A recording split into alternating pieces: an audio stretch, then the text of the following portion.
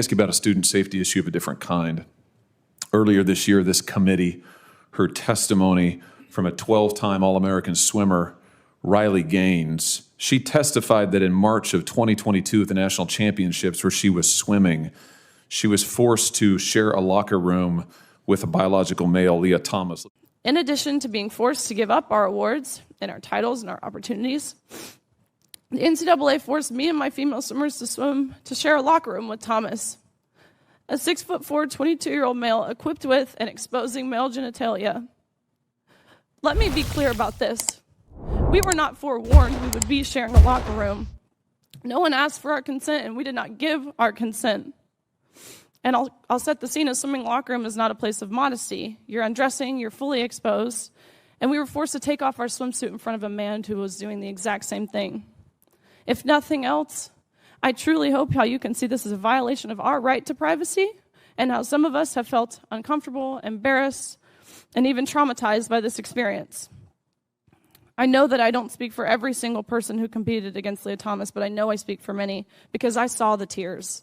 I saw the tears from the 9th and 17th place finishers who missed out on being named an All-American by 1 place. And I can attest to the extreme discomfort in the locker room when you, from these 18 to 22-year-old girls, when you turn around and there's male eyes watching in that same room. And I can attest to the whispers and the grumbles of anger and frustration from these girls who, just like myself, had worked our entire lives to get to this meet. And I can attest to the fact that around the country, these female athletes who opposed the inclusion of Leah Thomas in the women's divisions were threatened, intimidated, and emotionally blackmailed into silence and submission. Let me just read from her testimony. In addition to being forced to give up our awards, our titles, and our opportunities, the NCAA forced me and my fellow swimmers to share a locker room with Thomas. Let me be clear, we were not forewarned, we were not asked for our consent, and we, the women, did not give our consent. Is that still NCAA policy? Well, first of all, I'm not going to defend what happened in 2022. I wasn't there. I was still governor of the Commonwealth. What I will say is we have very specific rules and standards around the safety and security of all our student athletes, and anyone who hosts one of our national championships has to accept that they know what they are and then abide by them accordingly. But and does that include female athletes having to share locker rooms with biological males not being warned or consent? Are they asked for their consent? I don't believe that.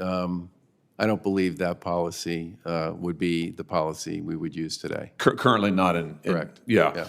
Well, let me just ask you this. Would you support the right of student athletes to unionize?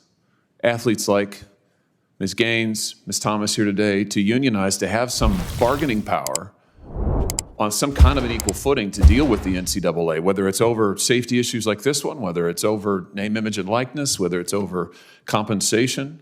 It seems like these institutions have all of the power. The NCAA has a lot of power.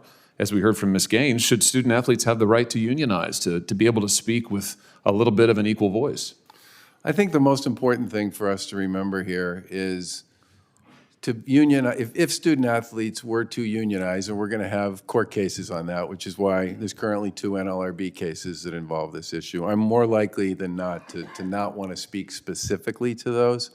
I do have concerns, and I've raised these before, about creating a system where you put one brush across all 19,000 teams, all 1,100 schools, all 500,000 athletes, and say they should all be employees. Because I do believe in your state and in the state of every single person on this committee, literally thousands of your interscholastic athletic programs will go away, because it completely changes everything about what it means to be a student athlete and what it means to be a college that supports student athletics. And I think that's a problem.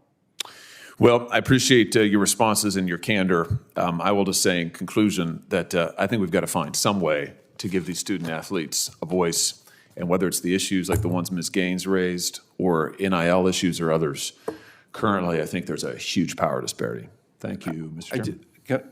Can I just make one final point, Senator, which is all 3 of our student athlete advisory councils, which are elected by their peers, have expressed deep concerns about being considered to be employees. And I've talked to probably 1,000 student athletes since I got this job, and I haven't talked to one yet who wants to be an employee.